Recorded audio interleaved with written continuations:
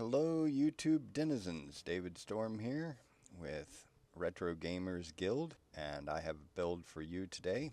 It is a tank, 1vx PvP tank, kind of a trolling build, and I've had a lot of fun with this, and there's a few updates in the new patch that I added, so we'll get right into it here. I have several setups that you can run with this, and I'll tell you the ones that I like best. And this can work in BGs, this can work in Cyrodiil and ImperialCity. So it's not as great in no CP, but it can work there as well. So what are we using? First off, we'll get into the skills here. We're using Expunge and Modify. This is a great skill to get back your resources, and when you're in a 1vx situation, you're having a lot of people throw dots on you, especially in this patch, and you'll be purging those dots and getting back stamina and magicka. So you also, while slotted, the cost of your abilities are reduced by 3%, so that's nice. You'll be using this a lot. You'll see me use it. When I use it, your arms go from the center out, like you're saying safe. So you'll see in the video coming up that some of the clips that I present for you, that you'll see when I'm using that to get back my magicka and stamina. Hungry Scythe. This is used to get back your health. This is a great hot, so it's a heal over time after you hit. Try to hit as many people with it as possible. It can be a great burst heal. So that's mainly there just for a quick, it's not really there to do much damage. It does do a little damage, but mostly it's there so that you can grab some health back and get a heal over time running. So you can see you heal for 8,500 for the first enemy you hit, and then an additional 2,000 for each, 2,000, almost 3,000 for each additional enemy. So if you have 5 enemies around you, you can get 5 times 3,000. So it's quite along with the initial 8,500. So that's quite a good burst heal. So, and then you heal for 3,500 over 2 seconds, every 2 seconds over 10 seconds. So again, this scales off our max health, which is currently 55,577, because we want a lot of health because of the things that we're running. So Beckoning Armor is the next one in line. When we have this on, if someone shoots at us from a distance, if we have somebody who's dealing damage to us and we can't get to them to use the Hungry Scythe on them, then we kick this on. It also will increase our physical and spell resistance by 5,948 for 20 seconds, and when it falls off, it creates a corpse, which we can use to generate ultimate and heal ourselves as well. So as you can see, while active, enemies that strike you with ranged attacks will be pulled toward you once every 2 seconds and become taunted for 15 seconds if they are not already taunted. Defensive Stance. This is purely here because of the passive. While you have a shield equipped, the amount of damage you can block is increased by 10%, and the cost of blocking is reduced by 10%. So that's why we have it there. I hardly ever cast this. But it can, you'll create a damage shield, and but it's not really worth casting to me, so need that stamina for blocking. Necrotic Potency.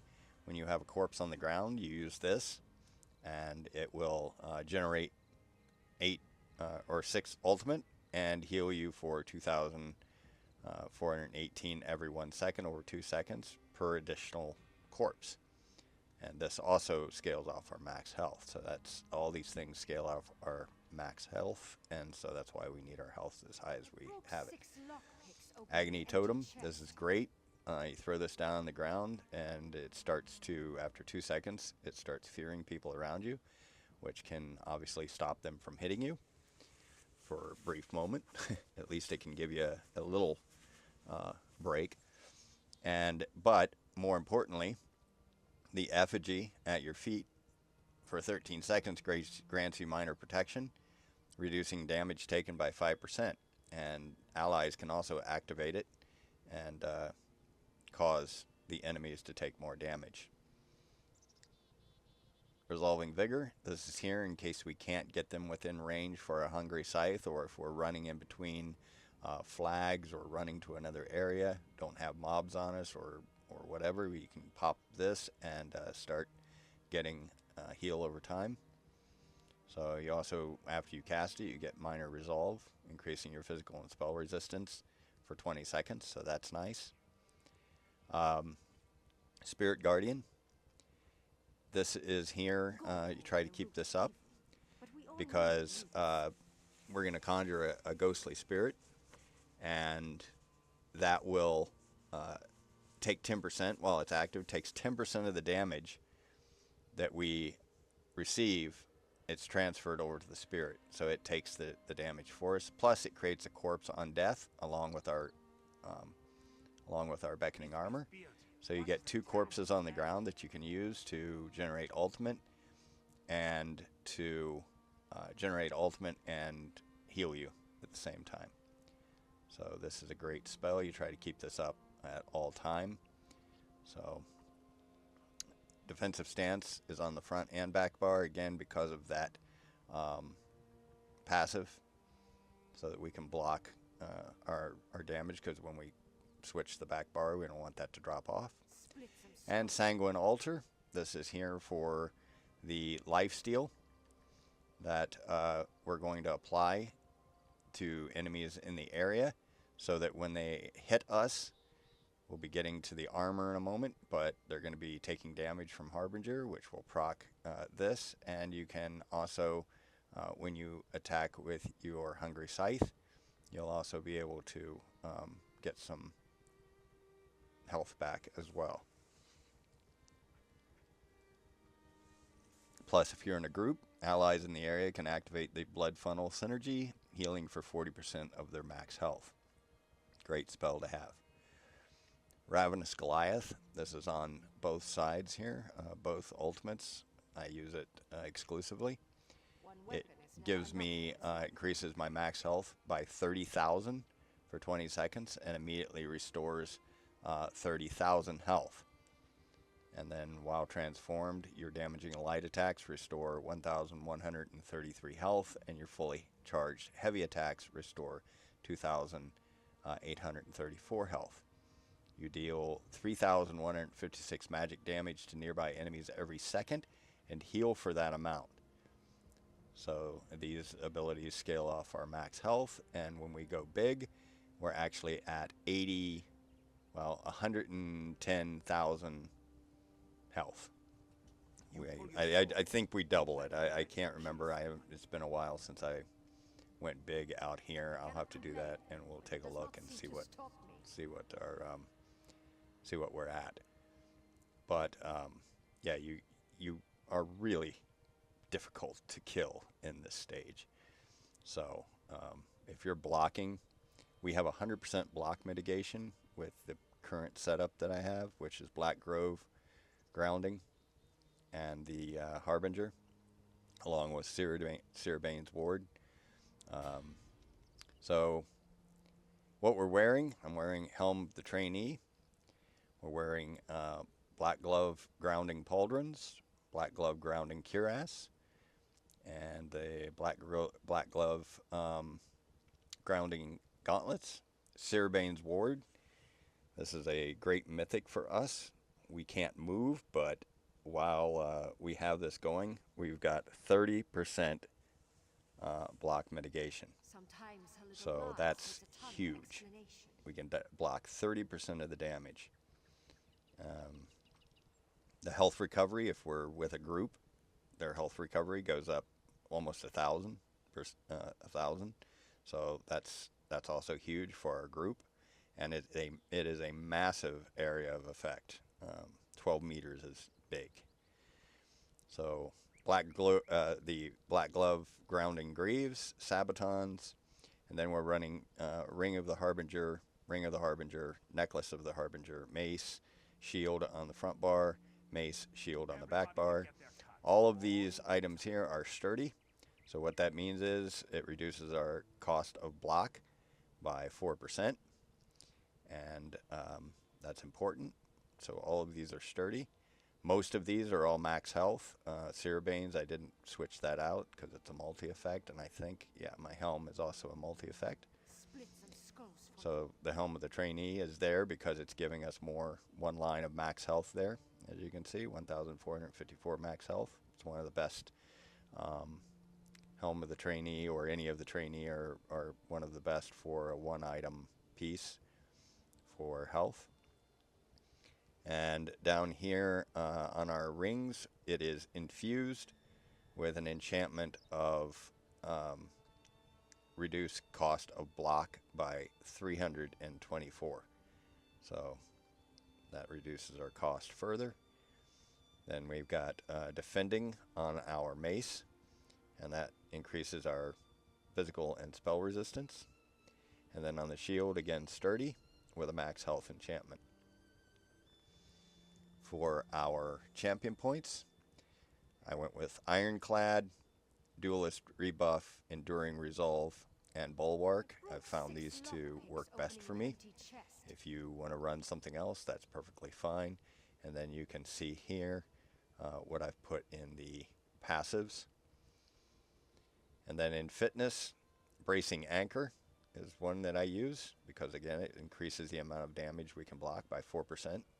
So that's 20% block mitigation we've added. Boundless Vitality gives me more health. And then this is our Rejuvenation.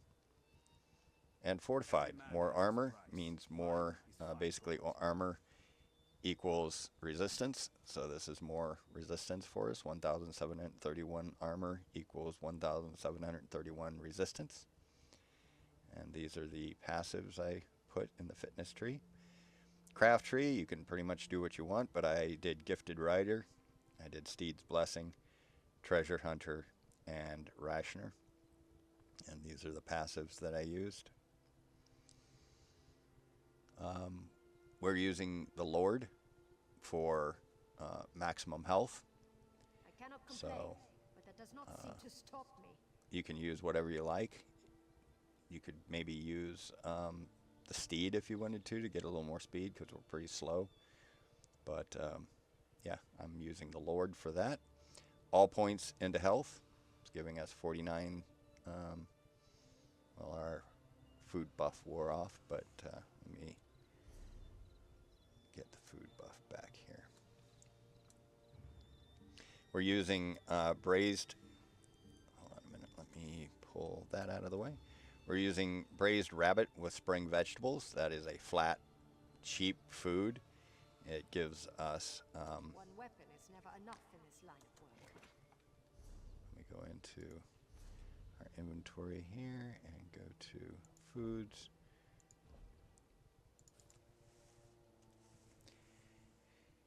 It increases our max health by 5,395 and our max stamina by 4,936 for 1.5 hours.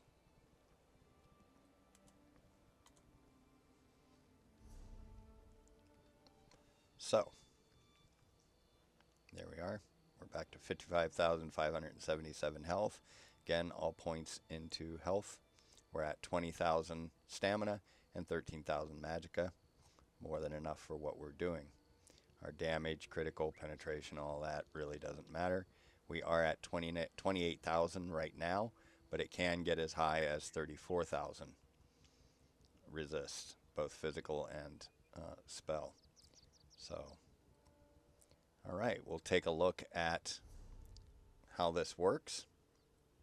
Let me go into these points a bit. You can see there what I'm wearing. And we also can run the Oaken Soul. This is a 1-bar setup that I've done.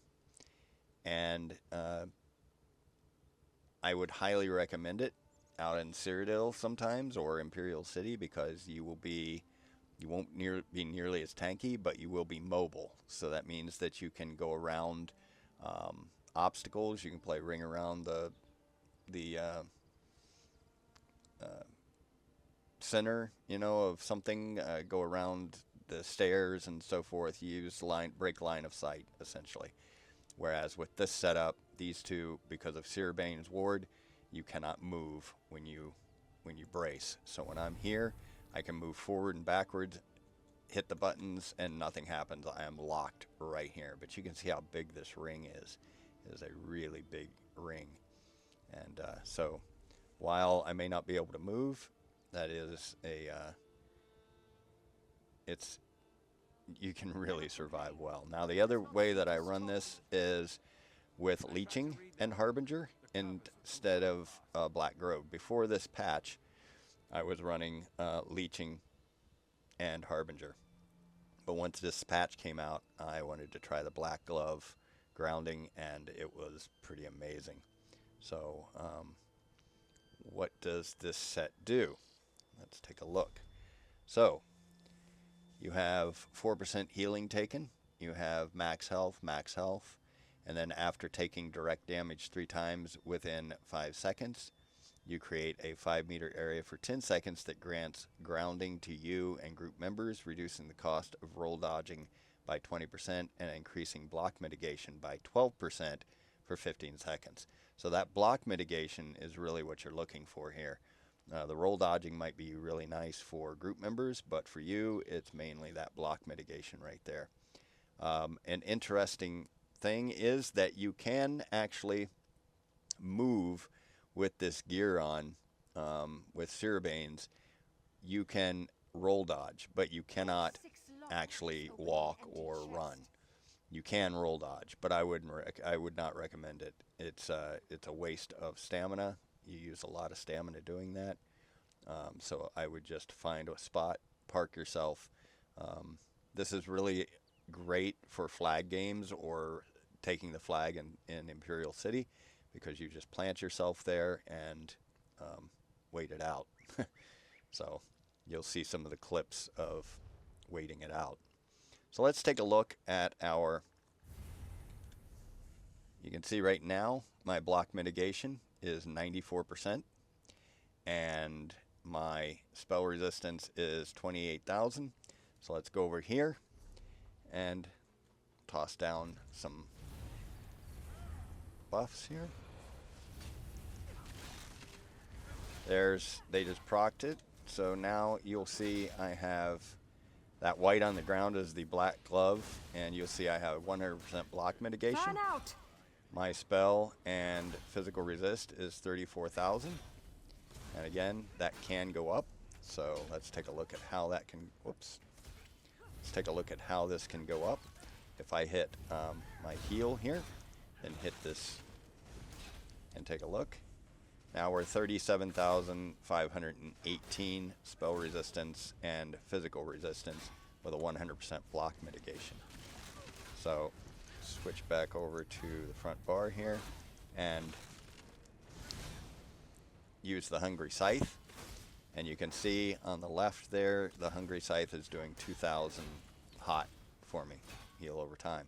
So let's see what this, we'll hit all 3 here again with it.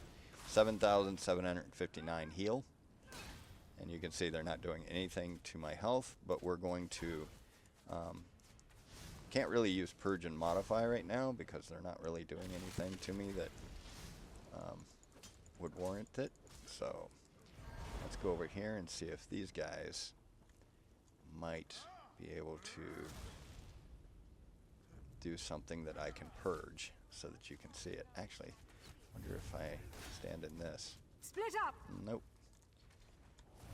Throw down a few things here. Throw down our buffs. That white on the ground there with this flag is the Black Glove grounding. So yeah, unfortunately, There we go. That right there got us some more stamina. That was whatever they did to me there. I purged, and the purge and modify. There it is again. So I think he is trying to. I think he was hitting me with a pin. So now if I kick on my armor, you'll see it pulls these guys in, and there I can modify, purge and modify, and get back resources, and just stand here essentially indefinitely. There are people will at times kill themselves on you, but most of the time they don't. Usually it's when they cast an ultimate and they're not really paying attention to their health. There we are. So we'll go back over here now. So yeah, 37,000 resist and 100% block mitigation with this. You just can't move. But if a healer stacks right on you, we were running the flag games in the recent event that they had, and I had a healer with me that basically stood right on top of me, and they couldn't hit her. And so we had this block, and she was blocking, and so she was block casting. So she had the 30% from this, and she had the 12% when the black glove would proc. So she had 42% extra, and I think she was up in somewhere around 80-some% block mitigation because she was running a frost staff. So this can be really powerful in PvP, flag games, domination, things like that. Sucks in deathmatch, but it is what it is. So yeah, we'll take a look at some of the clips, and hope you guys enjoy this build. And if you run this build and like it, please leave me a comment down below and let me know how it works for you. If I missed anything, just leave a comment down below and I'll try to answer it. Thanks for watching, and we'll see you next time.